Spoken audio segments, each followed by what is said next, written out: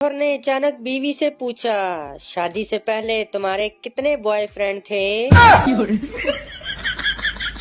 बीवी अंदर गई और एक लिफाफा ले आई। इसमें चावल के कुछ दाने और 200 रुपए थे। और अभी तो रुको, क्लाइमैक्स अभी बाकी है। शौहर, ये क्या है?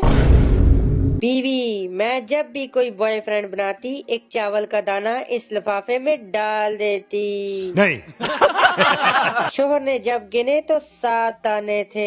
Oh, no! शौहर, चलो कोई बात नहीं, इतने तो आजकल हर लड़की के होते हैं। लेकिन ये 200 रुपए किस लिए हैं? बीवी, 2 किलो चावल बेच दिए थे ना। बेगम पहली मर्तबा मोटरवे पर ड्राइविंग के लिए निकली तो अचानक शौहर का फोन आ गया। नहीं।